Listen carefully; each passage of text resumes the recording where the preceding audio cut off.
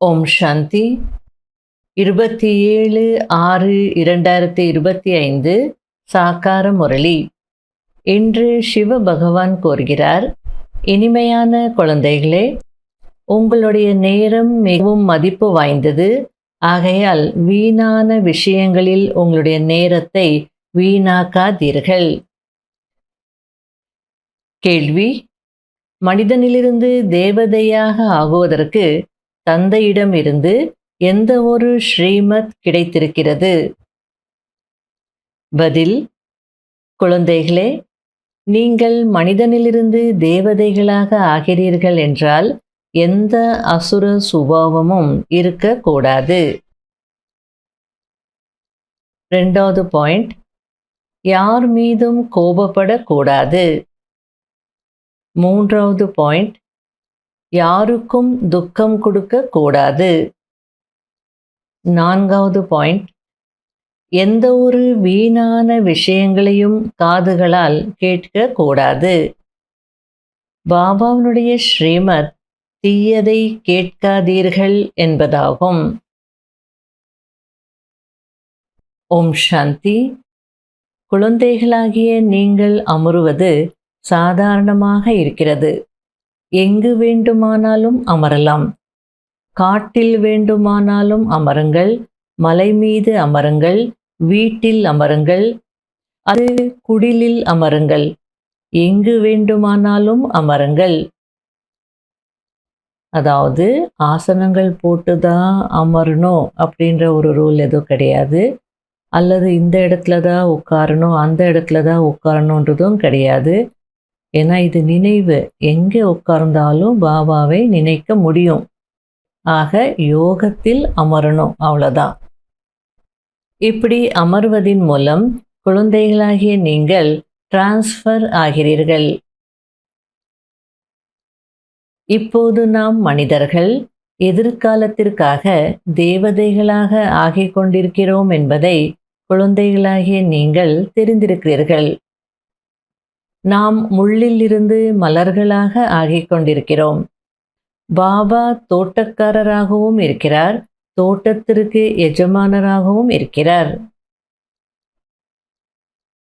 நாம் பாபாவை நினைவு செய்வதின் மூலம் மற்றும் 84 பிறவிகளின் சக்கரத்தை சுற்றுவதின் மூலம் டிரான்ஸ்ஃபர் ஆகிக் கொண்டிருக்கிறோம். நீங்கள் மாற்றம் அடைந்து மனிதனிலிருந்து தேவதையாகிக் கொண்டே செல்கிறீர்கள். புத்தியில் நாம் இப்படி ஆகிக் கொண்டிருக்கிறோம் என்ற குறிக்கோள் இருக்கிறது. எந்த வேலை வேண்டுமானாலும் செய்யுங்கள், ரொட்டி சுடுங்கள், புத்தியில் பாபாவை மட்டும் நினைவு செய்யுங்கள். போகும்போதும் வரும்போதும் அனைத்தையும் செய்து கொண்டே நினைவில் மட்டும் இருங்கள் என்று குழந்தைகளுக்கு ஸ்ரீமத் கிடைக்கிறது. பாபாவின் நினைவின் மூலம் ஆஸ்தியும் நினைவிற்கு வருகிறது, 84 பிறவிகளின் சக்கரமும் நினைவிற்கு வருகிறது. இதில் வேற என்ன கஷ்டம் இருக்கிறது? எதுவும் இல்லை. மற்றபடி வெளி உலக வீணான விஷயங்களை நிறைய கேட்டீர்கள். அரைக்கல்பமாக அதை கேட்டு கேட்டு நீங்கள் கீழே இறங்கி வந்திருக்கிறீர்கள். இப்பொழுது பாபா, இந்த வீணான விஷயங்களை பேசாதீர்கள். அதாவது இன்னார் இப்படி இருக்கிறார், இவருக்குள் இது இருக்கிறது போன்ற எந்த ஒரு வீணான விஷயங்களையும் பேசாதீர்கள் என்று கூறுகிறார். இது உங்களுடைய நேரத்தை வீணாக்குவது போல் ஆகும். உங்களுடைய நேரம் மிகவும் மதிப்பு வாய்ந்தது. படிப்பில்தான் உங்களுக்கு நன்மை இருக்கிறது. இதன் மூலம்தான் பதவி அடைவீர்கள். நினைவின் மூலம்தான் நோயற்றவர்களாக ஆகுவீர்கள். பிறகு 21 பிறவிகளுக்கு எந்த நோயும் இருக்காது. ஆத்மா என்னவோ அழியாததுதான், ஷரீரம்தான் நோயுடையதாக ஆகிறது. ஆனால் அனுபவிப்பது ஆத்மாதானே. அங்கே அரை கல்பத்திற்கு நீங்கள் ஒருபோதும் நோயாளிகளாக ஆக மாட்டீர்கள். நினைவில் மட்டும் ஈடுபட்டிருங்கள். மற்றபடி குழந்தைகள் சேவையை செய்யத்தான் வேண்டும். சேவையை விட்டுட்டு யோகா பண்ணுங்க அப்படின்னு சொல்லலை. சேவையும் செய்யணும், ஆனால் யோகத்திற்கும் டைம் கொடுக்கணும். அப்பதான் நோயற்றவர்களாக ஆகுவீங்க அப்படின்னு சொல்றார். நாம் சேவை செய்து செய்து பாபாவிடம் சென்று விடுவோம் என்று நிறைய குழந்தைகள் நினைக்கிறார்கள். இதுவும் மிகவும் நல்லது. சேவைக்கான நல்ல முறையாக இருக்கிறது.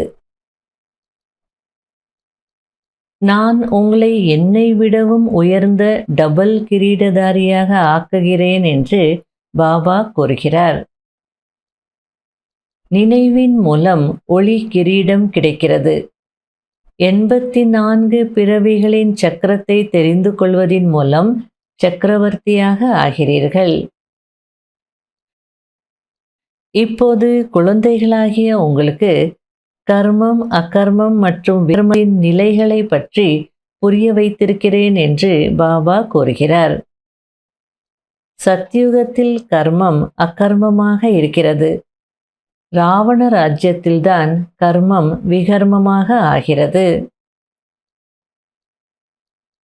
குழந்தைகளை, நீங்கள் கண்காட்சிகளில் முதலில் இந்த லக்ஷ்மி நாராயணனுடைய சித்திரத்தை பற்றி அனைவருக்கும் புரிய வையுங்கள் என்று பாபா கூறுகிறார். பரம ஆத்மா சதா தூய்மையாக இருக்கிறார். தூய்மையாக்குவதற்காக அவர்தான் வருகிறார்.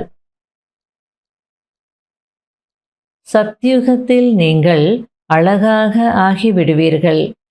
அங்கே இயற்கையான அழகு இருக்கும். இன்றைய நாட்களில் செயற்கையான அலங்காரம் செய்கிறார்கள் அல்லவா?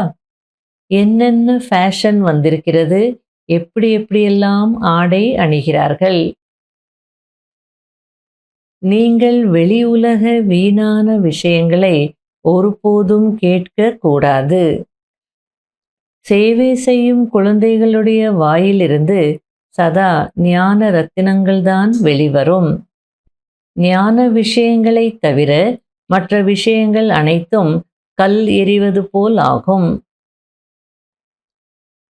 பாபா மிக மிக இனிமையானவர் என்பதை குழந்தைகள் தெரிந்திருக்கிறீர்கள். அரை கல்பமாக தாயும் நீயே தந்தையும் நீயே என்று பாடிக்கொண்டே வந்தீர்கள். ஆனால் அர்த்தம் எதையும் புரிந்து கொள்ளவில்லை. கிளி பிள்ளையைப் போல் பாடிக்கொண்டே இருந்தீர்கள். இப்பொழுது அனைத்தும் அறிந்து கொண்டீர்கள். எனவே குழந்தைகளாகிய உங்களுக்கு எவ்வளவு குஷி இருக்க வேண்டும்.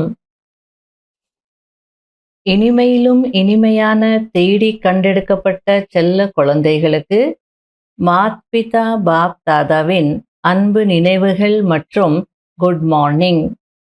ஆன்மீக குழந்தைகளுக்கு ஆன்மீக தந்தையின் நமஸ்காரம். கடைபிடிக்க வேண்டிய முக்கியமான சாராம்சம். முதல் பாயிண்ட், ஞானத்தின் விஷயங்களை தவிர வேறு எந்த விஷயமும் வாயிலிருந்து வெளிவரக்கூடாது. வீணான விஷயங்களை ஒருபோதும் கேட்கக்கூடாது. வாயிலிருந்து சதா ரத்தினங்கள் வந்து கொண்டே இருக்க வேண்டும், கற்கள் அல்ல. இரண்டாவது பாயிண்ட், சேவையின் கூடவே நினைவு யாத்திரையில் இருந்து தங்களை நோயற்றவர்களாக ஆக்க வேண்டும். 21 பிறவிகளுக்கு நோயற்றவர்களாக ஆக்குவதற்கு அழியாத மருத்துவர் சுயம் பகவான் நமக்கு கிடைத்திருக்கிறார் என்ற இதே போதை மற்றும் குஷியில் இருக்க வேண்டும். வரதானம். ஒவ்வொரு காரியத்திலும் தந்தையை பின்பற்றி ஸ்நேகத்திற்கு கைமாறு கொடுக்கக்கூடிய தீவிர முயற்சியாளர் ஆகுங்கள். யார் மீது ஸ்நேகம் இருக்கிறதோ அவரை தானாகவே பின்பற்றி விடுகிறோம். நான் என்ன காரியம் செய்து கொண்டிருக்கிறேனோ அது தந்தை செய்வது போன்று இருக்கிறதா என்பதை சதா நினைவில் வைத்து கொள்ள வேண்டும். ஒருவேளை இல்லை என்றால் நிறுத்திவிடுங்கள். தந்தையை காப்பி செய்து தந்தைக்கு சமம் ஆகுங்கள். நகல் எடுப்பதற்கு எப்படி கார்பன் பேப்பர் வைத்துக் கொள்வார்கள், அதேபோல் கவனம் என்ற பேப்பர் வைத்து கொண்டால் நகல் எடுக்கப்பட்டு விடும். ஏனென்றால் இப்பொழுதுதான் தீவிர முயற்சியாளராகி தன்னை ஒவ்வொரு சக்தியிலும் நிரம்பியவராக்குவதற்கான நேரமாகும். ஒருவேளை சுயம் தன்னை நிரம்பியவராக ஆக்க முடியவில்லை என்றால் உதவி பெற்று கொள்ளுங்கள்.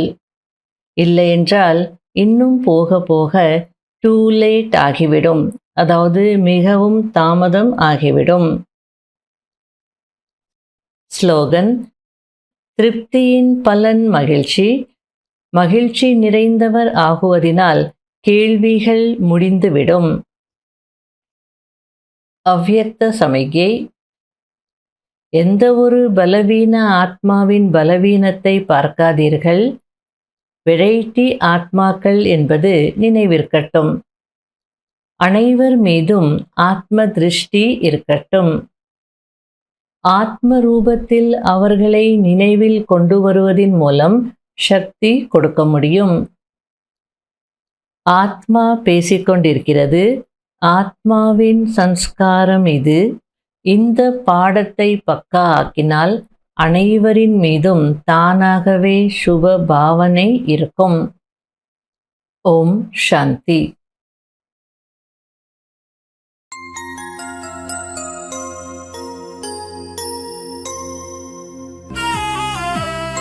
கண் கொண்டு கண்டேன் உன்னை, ஞான கண் கொண்டு கண்டேன் உன்னை. கண் கொண்டு கண்டேன் உன்னை, ஞான கண் கொண்டு கண்டேன் உன்னை. தேனொழுகு இந்தன் முகவரி சொன்னாய், பாலொழுக அன்பு குழந்தாய் என்றாய். மனதின் பாரம் போக்கும் முந்தன் மொழிகள்,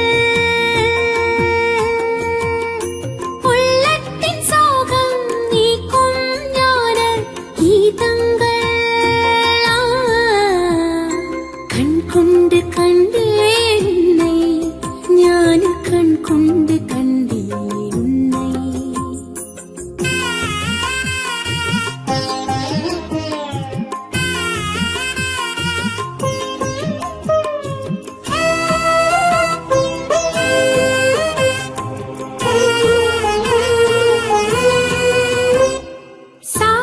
சாட்சியாயிருக்கு கற்றுத் தந்தாயே, போற்றி புகழோடு வாழும் நிலை தந்தாய். சூட்சும உலகமே நம் இல்லம் என்றாயே. காத்தும் கிடக்கிறாய் எனக்காக நீ, நீ, நீ. காத்தும் கிடக்கிறாய் எனக்காக அங்கே நான் வரும் வரை. கண் கொண்டு கண்டேன் உன்னை, ஞான கண் கொண்டு கண்டேன் உன்னை. கண் கொண்டு கண்டேன் உன்னை, ஞான கண் கொண்டு கண்டேன் உன்னை. தேனொழுகு இந்தன் முகவரி சொன்னாய், பாலொழுக அன்பு குழந்தாய் என்றாய். மனதின் பாரம் போக்கும் முந்தன் மொழிகள்,